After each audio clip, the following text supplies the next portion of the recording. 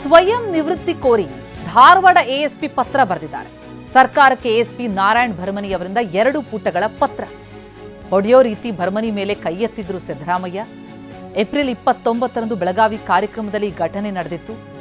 ತಮಗೆ ಅವಮಾನ ಆಯಿತು ಅಂತ ಈ ಪತ್ರದಲ್ಲಿ ಬರೆದಿದ್ದಾಗಿ ಮಾಹಿತಿ ಸಿಗ್ತಾ ಇದೆ. ಸ್ವಯಂ ನಿವೃತ್ತಿ ಕೋರಿ ಅರ್ಜಿ ಹಾಕಿದ್ದಾರೆ. ಆ ಕಾರ್ಯಕ್ರಮದಲ್ಲಿ ಏನಾಗಿತ್ತು ನಾವು ಗಮನಿಸಿದ್ದೀವಿ.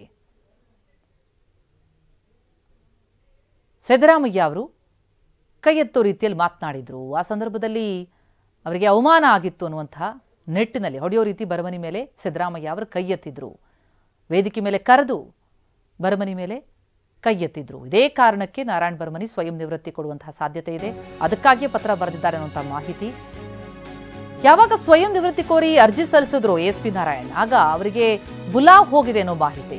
ಸಿದ್ದರಾಮಯ್ಯ ಅವರಿಂದ ಮನವೊಲಿಕೆ ಯತ್ನ ನಡೆದಿರೋ ಬಗ್ಗೆ ಮಾಹಿತಿಗಳು ಲಭ್ಯ ಆಗ್ತಾ ಇದೆ. ಯಾಕಂದ್ರೆ ಸರ್ಕಾರಕ್ಕೆ ಕೆಟ್ಟ ಹೆಸರು ಬರುತ್ತೆ ಇದರಿಂದ.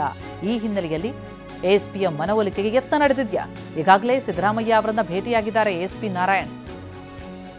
ಏಪ್ರಿಲ್ 29ಕ್ಕೆ ಬೆಳಗಾವಿಯಲ್ಲಿ ಘಟನೆ ನಡೆಯುತ್ತೆ. ಆ ಕಾರ್ಯಕ್ರಮದಲ್ಲಿ ಪ್ರತಿಭಟನೆ ವೇಳೆ ಕಾರ್ಯಕ್ರಮಕ್ಕೆ ಬಿಜೆಪಿ ಕಾರ್ಯಕರ್ತರು ನುಗ್ಗಿರ್ತಾರೆ. ಆ ವೇಳೆ ಹೆಚ್ಚುವರಿ ಎಸ್ಪಿಗೆ ಸಿಎಂ ಸಿದ್ದರಾಮಯ್ಯ ಅವರು ವೇದಿಕೆ ಕರೆದು ಕೈ ಎತ್ತಿದ್ರು ಭರಮನಿಯವರಿಗೆ. ಅದೇ ಕಾರಣಕ್ಕೆ ನಾರಾಯಣ್ ಭರಮನಿ ಈಗ ಸ್ವಯಂ ನಿವೃತ್ತಿ ಕೋರಿ 2 ಪುಟಗಳ ಪತ್ರ ಬರೆದಿದ್ದಾರೆ ಅನ್ನುವಂತಹ ಮಾಹಿತಿ. ಈ ವಿಚಾರ ಹೊರಗೆ ಬರ್ತಾ ಇದ್ದಂತೆ ಸಿದ್ದರಾಮಯ್ಯ ಅವರು ಕರೆದು ಮಾತನಾಡಿದ್ದಾರೆ.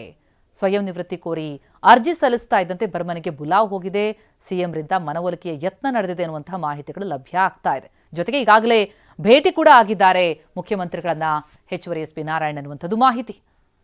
ಸರ್ಕಾರಕ್ಕೆ ಕೆಟ್ಟ ಹೆಸರು ಬರುತ್ತೆ, ಒಂದೊಮ್ಮೆ ಇದೇ ಕಾರಣಕ್ಕೆ ಏನಾದರೂ ಅವರು ನಿವೃತ್ತಿ ಕೋರಿದ್ರೆ ಅನ್ನೋ ಹಿನ್ನೆಲೆಯಲ್ಲಿ ಕರೆದು ಮಾತನಾಡಲಾಗಿದೆ.